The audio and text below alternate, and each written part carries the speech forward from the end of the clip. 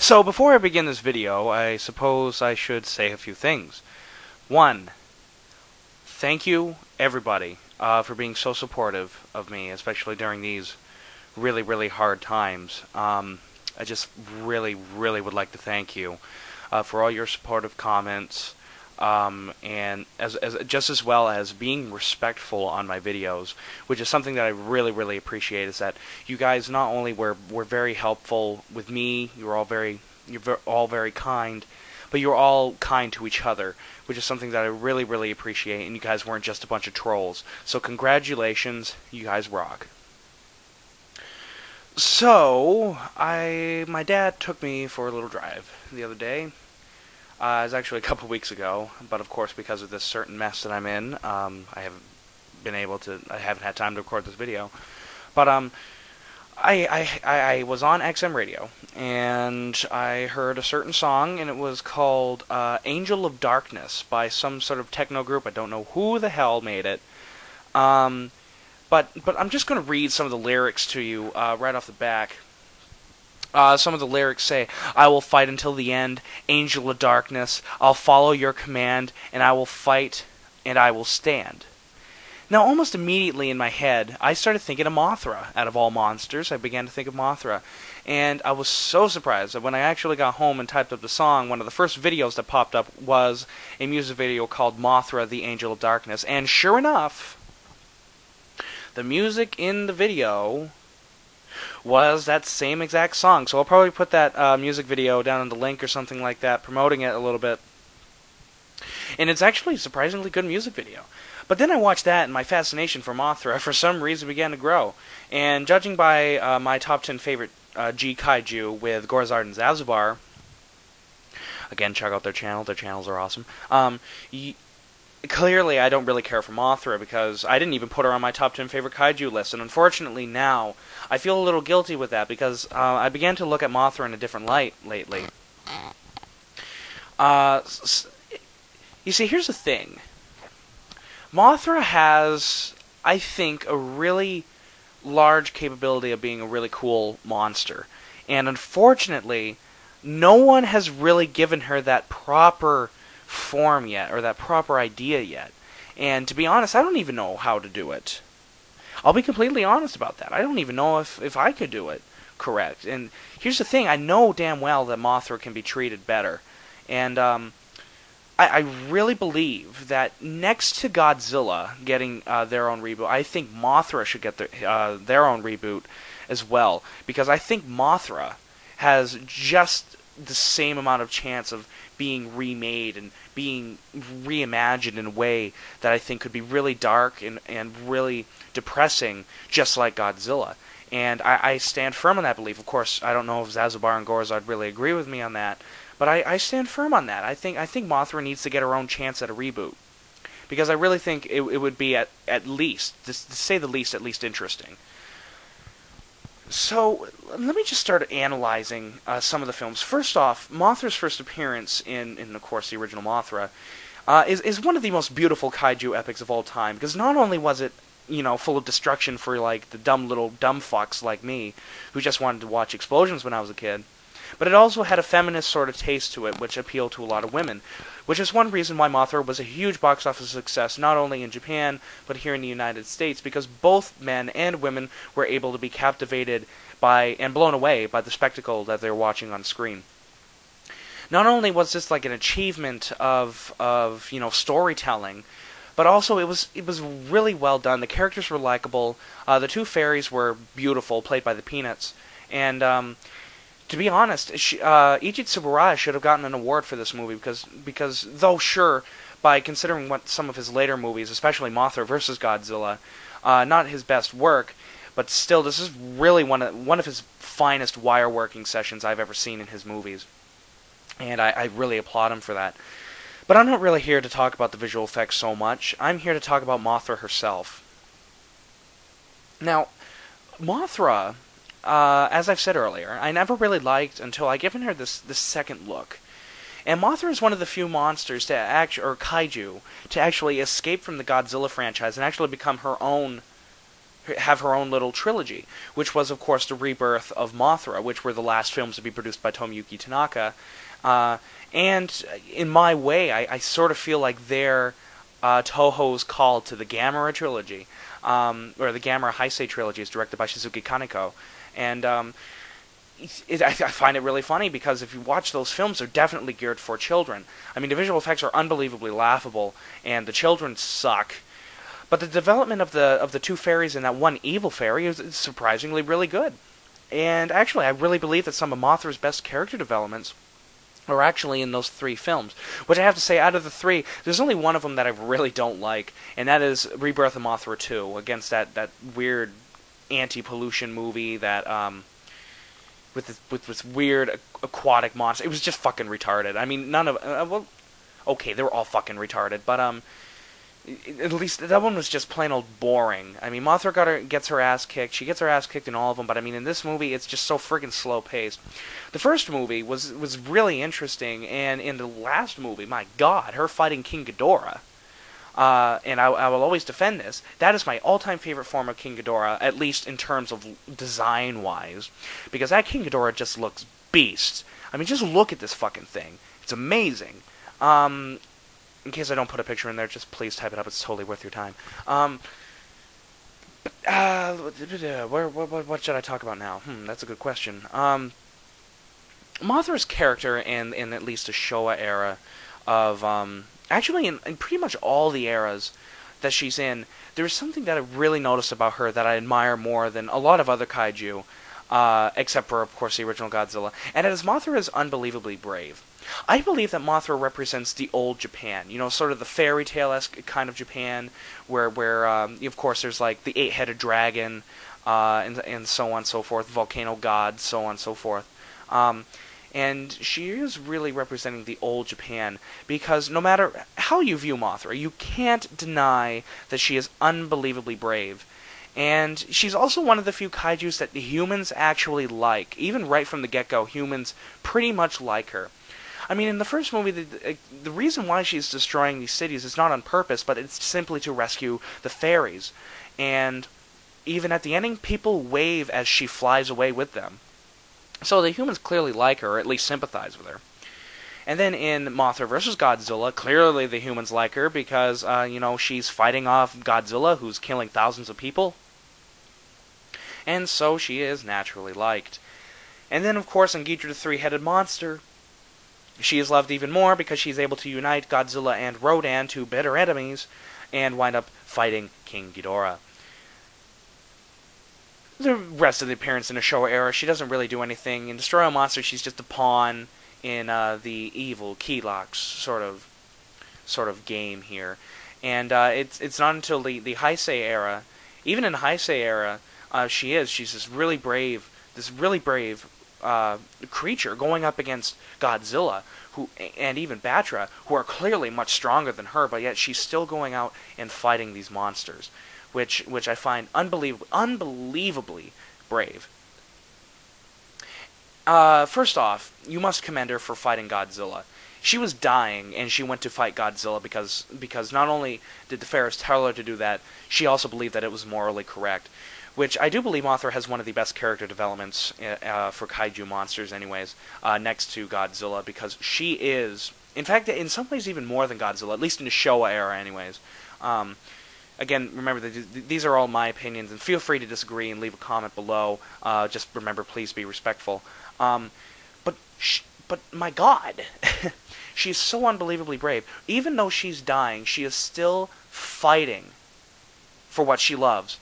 She's still fighting to save her children from the wrath of Godzilla, which is really, really cool, because normally you just have these two monsters just randomly, especially in the case of the last two Godzilla movies, Godzilla Raids Again and King Kong vs. Godzilla, where they fight randomly just because, you know, they're two giant monsters and that's what giant monsters do.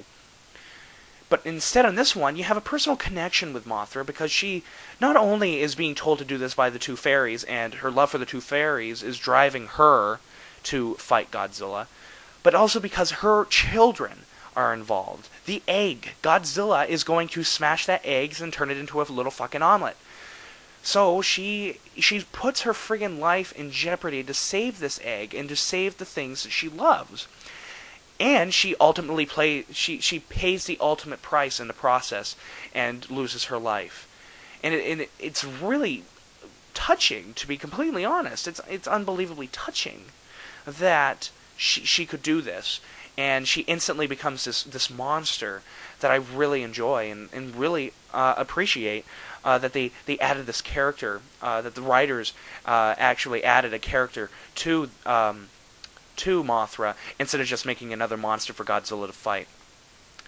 And then again, her character is only added to in Ghidorah the Three-Headed Monster because really she's the reason why Godzilla and Rodan turn to the good side. Because, let's face it, they were complete dicks that just want to destroy the world because, to be honest, we were complete dicks back to them. So why do they need to worry about us? Why should they help us? And Mothra ultimately winds up convincing them that they should help us. That this is indeed our planet. Sure, we might disagree, but we must look past our petty differences and work together. And it's really and ultimately, okay, certainly silly, but really, if you look at it in a different light, it's a really powerful and well-done scene, and has some great character developments for not only Godzilla and Rodan, but for Mothra as well. Because, indeed, she is only in larva form. She's not even in her true adult form yet. And she goes off and battles King Ghidorah, the only monster that Godzilla has a hard time defeating on his own. Probably has the hardest time defeating on his own. But yet, and Mothra is clearly weaker than Godzilla because in the last movie Godzilla fried her friggin' ass. But she still puts her life, because even though she knows damn well that she's going to lose, she still goes off and fights King Ghidorah, which is something I really respect and really enjoy about the characterization of Mothra. She really is this really cool and honorable character, which is why, again, I think she represents old Japan. Because she is very, very, at least, to say the least, honorable. Because she gets fucked several times, but yet she still goes out and defends what she loves, and she knows she's going to lose, which is something else that I really respect about the characterization of Mothra in the Showa era, actually in all eras. Even though she knows that she's going to lose, and she doesn't have a chance in hell, she still goes and does it. And it's really powerful, especially in Mothra vs. Godzilla and Ghidorah the Three-Headed Monster. If not more, in fact, in Ghidorah the Three-Headed Monster, because she is not her true moth form. She is just a larva, a young larva, and it's really a haunting and yet powerful moment in the Godzilla series. Now, in the Heisei series, I would really like to just talk about. Zazubar and I don't agree on this movie at all. He doesn't really like Godzilla Mothra the Battle of Earth very much at all. Well, I really love it, not just for nostalgia factors, but I just think it's an all-around good movie. Sure, it should be called a Mothra movie, but it's a really, really well done and rather interesting movie. And the characterization of Mothra in that movie exceeded my expectations watching it just recently. Especially the scene, and I actually have it in my top 10 favorite G scenes with Zazubar, when Batra and Mothra are communicating, and again, she convinces Batra to join forces with her to fight off the ultimate evil, which instead of being King Ghidorah, it's Godzilla, which is very interesting, and it ultimately works, and they team up together and ultimately defeat Godzilla, and unfortunately Batra pays the ultimate price in the process. It's a really well done scene, and the movie overall is just unbelievably well done, and I really, really appreciate it. I have absolutely no idea how long this video is going to be. Hopefully it won't be too much longer anyways. Now, on to the Rebirth of Mothra trilogy, which I'll be honest, I haven't seen for quite a while, but I remember enjoying them very much as a kid. And the last time I watched them, I believe I was 14, so 2 years ago. And they were on early in the morning on the Sci-Fi Channel before I went to work. And the first movie, there's a couple scenes that really just hit me hard. And considering that these are unbelievably silly movies, just the fact that they could still hit me hard says something about Mothra's characterization. She's fighting Death Ghidorah, which is an ultimately really cool design. I recommend checking it out. But she's fighting Death Ghidorah, and Death Ghidorah it spits out fire, and it like creates an earthquake, and there's explosions going all around. And what does Mothra do? She is flying straight towards him, and Death Ghidorah does this. And despite this, having all these explosions going all around her, she's definitely getting hurt in the process. She just flies straight towards Death Ghidorah and fights it. I couldn't do it. I'd be scared shitless fighting against that thing. I mean, look at it. It's hideous. Clearly, it's more powerful than Mothra, but yet she still fights it because she's defending what she loves, which is the children, which in this happens to be the children, and of course the two fairies, which I really love, and I really understand why. And she is really a sympathetic character, and I really appreciate that. I don't really want to talk about Rebirth of Mothra 2 because that movie's just fucking stupid, but.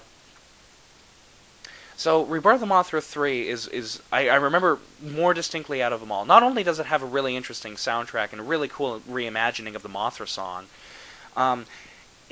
it's overall, to me, a rather interesting, and I wouldn't say overly good, but I wouldn't say overly bad kaiju movie, because it does definitely have its moments. Again, Mothra is being pinned up against this King Ghidorah, and clearly, unbelievably much stronger than her.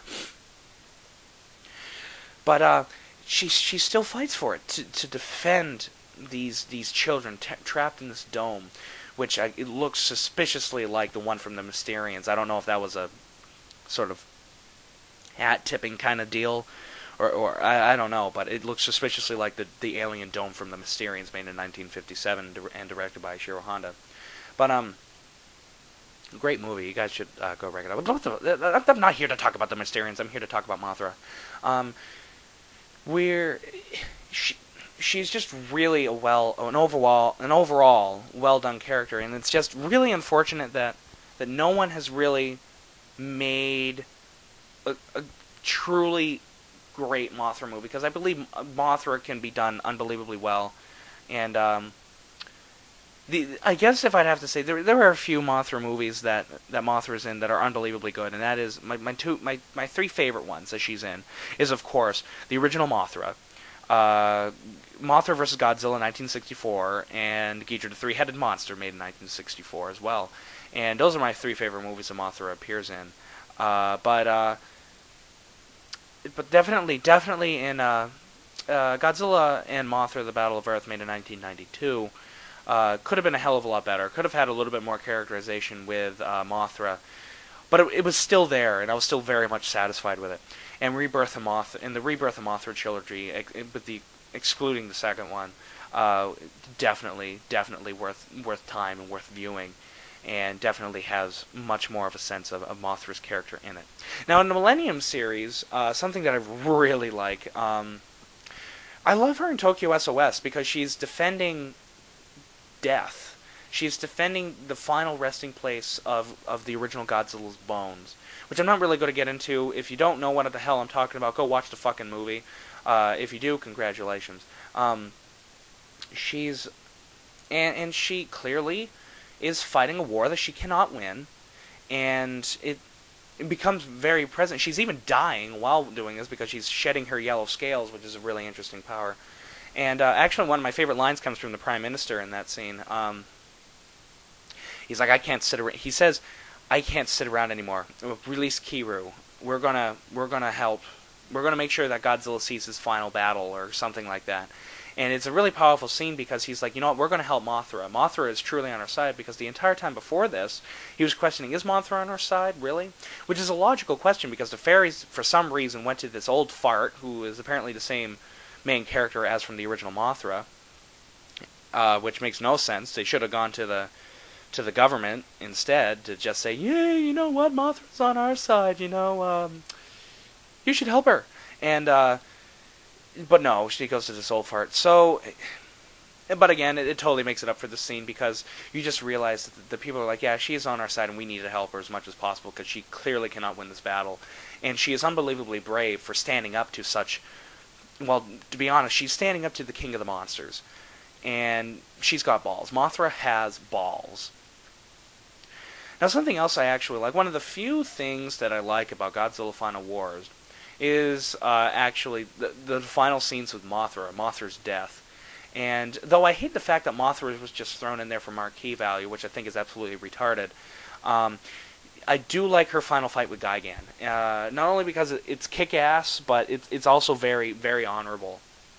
And again, this is why I think she represents old Japan.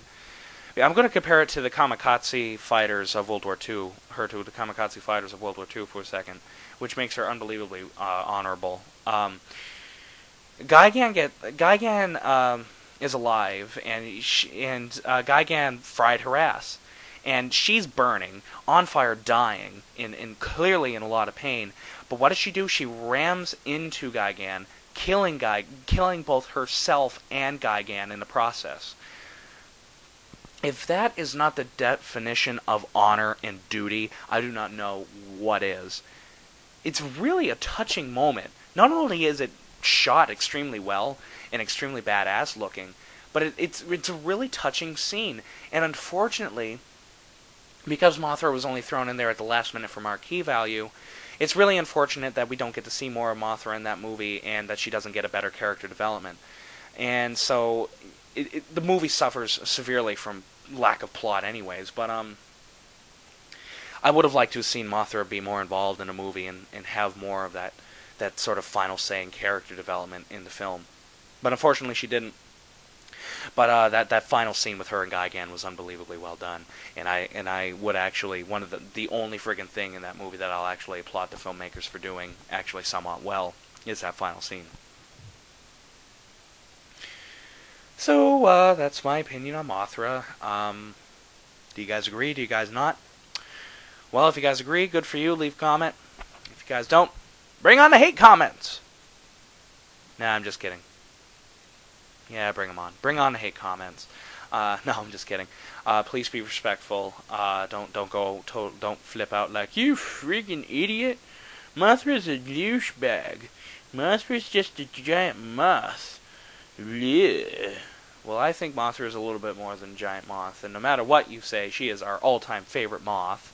This is Adam Noyes from Chopper Pilot 5 saying, God bless you all. I'll try. I don't know what I'm going to do for my next video. Yes, I do. My next video, I'm going to be talking about Batman Under the Red Hood. I'm not going to be talking about Godzilla, but I'm going to be talking about Batman Under the Red Hood.